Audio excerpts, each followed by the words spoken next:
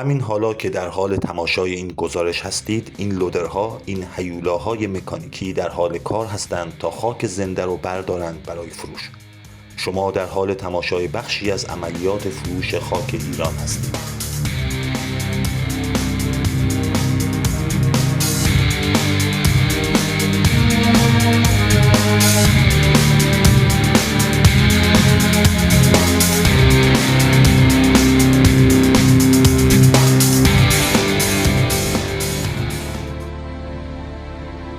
عراق رو تحریک کردن، همه کمکش کردن که ایران رو نابود کنن. حتی یه وجب از خاک ما رو نتونستن بگیرن. 40 سال از جمهوری اسلامی گذشت و ما تا کنون تنها حکومتی بودیم بعد از نادرشاه که یک وجب از خاک ایران رو از دست داد.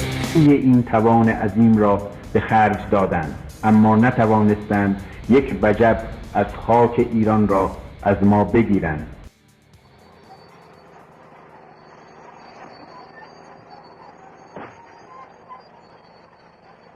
آتش شدید بلدوزرچی خاک ریز میزند، بر کوهی از آهن نشسته است و کوهی از خاک را جا به جا می کند. جمهوری اسلامی در تمام این 47 سال روی یک ادعا ایستاده، اینکه حتی 1 سانتیمتر از خاک ایران رو به دشمنانش نداده. منظور این ادعا روشنه، یعنی برخلاف حکومت‌های پیشین که مرزهای ایران بارها عقب نشست، در دوران جمهوری اسلامی نقشه ایران دست نخورده باقی مونده. این ادعا بعد از جنگ 8 ساله با عراق بارها و بارها تکرار شد و بعدها شد یکی از ستونهای توجیه حضور ایران در سوریه و ساخت نیروهای نیابتی در منطقه. اما یک سوال ساده اینجا هست: کیک رو فقط میشه از دورش خورد یا میشه بی که شکلش عوض شه لایه لایه از روش خورد؟ گزارش ها و شواهد زیادی وجود داره که جمهوری اسلامی در تمام این سالها در حال فروش خاک ایران به کشورهای همسایه بوده، اما تقریبا همیشه یا سندی در کار نبوده یا مدارک مخدوش بوده یا ماجرا در حد شایعه باقی مونده، تا اینکه برای اولین بار یا دست کم در موردی نادر ویدئویی در شبکه‌های اجتماعی منتشر شد که به طور مستقیم پرده از فروش خاک ایران برمی داشت. در این گزارش ما نه فقط این ویدئو بلکه تمام جوانب این پرونده رو بررسی می‌کنیم که چطور این فروش خاک داره رخ میده. بالای 300 میلیارد اختلاس پیدا کردم از 4 تا کارمند دونپایه. ما فقط توی اصفهان 24,000 تا شهید دادیم برای حفاظت از این خاک. به چه حقی 4 تا کارمند دارن یواشکی خاک ما رو میفروشن؟ من بعد از گرفتن حکم تخریب کارخونه‌ام دنبال انتقام بودم و پیگیر. بعد اصلا متوجه شدم شما 4 نفر تا الان بالای 300 میلیارد نوش جان کردید. میدونستی هر 1 سانتیمتر مربع خاک حداقل 400 سال طول میکشه تا درست بشه؟ و شما خانم عاطفه صفاری و عادل کرباسیون و 2 نفر دیگه بالا سری با عنوانهای میم الف و عین شین چجوری اجازه دادید به آقای میم ته، البته ته دسته دار، که خاک منابع طبیعی رو بردارن و بفروشن؟ من UTM مکانایی هم که دارم اعلام میکنم زیر همین پست میذارم. حالا این یکی از جرماتونه. من از سازمان بازرسی کل کشور درخواست میکنم که اجازه بدن من برم پیششون و این جرم و بقیه جرماشون رو با مستنداتم بهشون ارائه بدم. اول دقیق مرور کنیم در پرونده‌ای که امین موسوی با سند ارائه داده به سازمان بازرسی کل کشور چیا بوده و بعد ببینیم این افشای فساد چه هزینه‌ای به دوش کسی که فساد رو افشا کرده تحمیل کرده.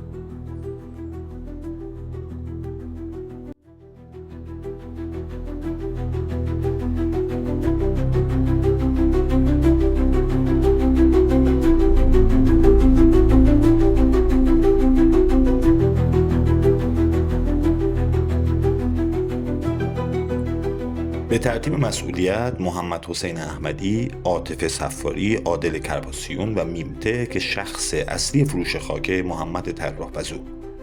که تصویر و اطلاعات زیادی ازش در اینترنت موجود نیست، ولی وقتی برای اجاره تجهیزات خاکبرداری به شرکت دلتا راه ماشین رفته، موقع تحویل گرفتن بیل مکانیکی اون شرکت عکسی در اینستاگرامش منتشر کرده که ارتباطات محمد طراح در اون پست قابل مشاهده است.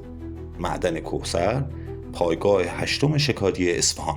که این پایگاه 8 شکاری چه اهمیتی داره و این چه تناسبی داره با پایگاه‌هایی که اسرائیل پیشتر بهشون حمله کرده؟ پایگاه 8 من که معتقدم مهمترین پایگاه هوایی ایرانه، ولی میتونیم بگیم یکی از مهمترین پایگاه هوایی ایرانه. محل استقرار F-14 ها، هواپیماهایی که دفاع هوایی رو بر عهده دارن و الان هم که ایران قراره سوخو 35 و هواپیمای شکاری از روسیه بگیره، گفتن سوخوها هم در اینجا مستقر میشن. میدان این گزارش شهرستان اصفهانه، محدوده جی و قحاب. در ظاهر موضوع ساده است: ساخت و ساز غیرمجاز، تغییر کاربری، خاکبرداری و مجوز ساخت استخر. اما اسنادی که در اختیار ماست نشون میده مسئله صرفاً یک تخلف ساده نیست که به رسم معمول نظام اداری و شهرداری های ایران بشه با جریمه اون تخلف رو خرید، که خود این خرید تخلف موضوع مهمیه، ولی فعلا در چارچوب پرونده ما نیست. این پرونده در لابلاش خبر از چیز بزرگتری میده. امین موسوی در همون اولین ویدیو 4 UTM معرفی میکنه که همه میتونن در اینترنت این 4 آدرس رو رصد کنن. ما با تصویرهایی مواجهیم که در نظر اول بسیار معمولی و مثل همه تصاویری هست که از بخش‌های زیادی از ایران میبینیم: کویر و خاک و دشت و تقسیمات زمین‌های زراعی و کشاورزی. پرونده امین موسوی به ما میگه یک تخلفی صورت گرفته در تغییر کاربری که باش رشوه صورت گرفته. ولی سوال اصلی اینه که این حجم خاک کجا رفته؟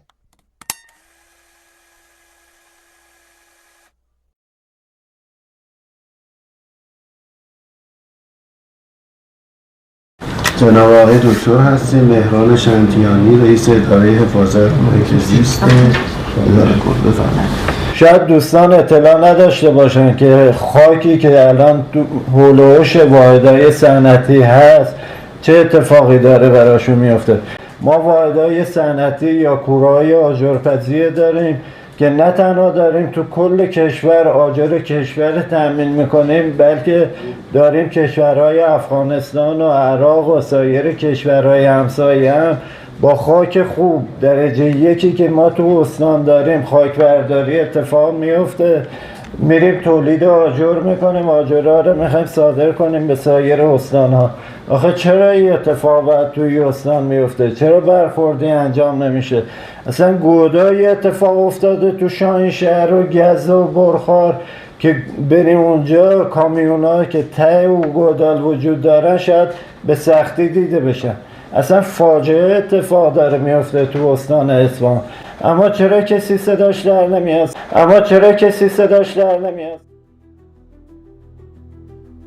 آجر. اولین سرنخ آجره، یعنی خاک تبدیل به آجر میشه و از کشور خارج میشه.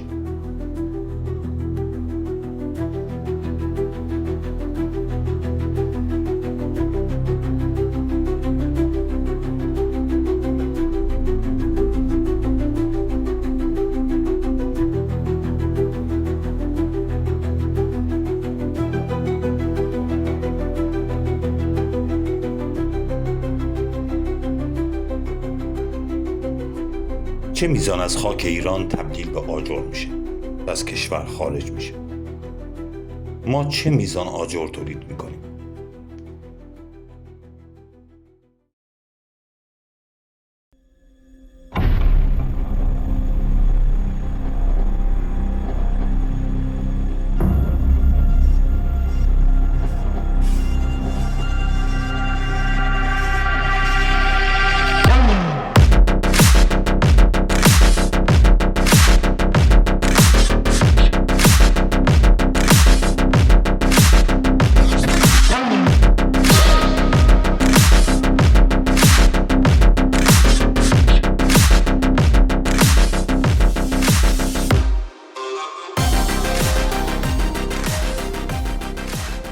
تصور کنید شهرهایی مثل ماسوله،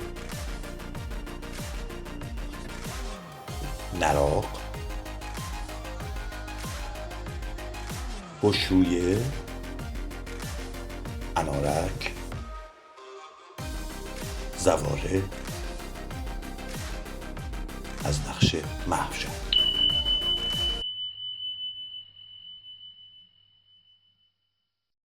630 هکتار رو ضرب در 40 سال کنید.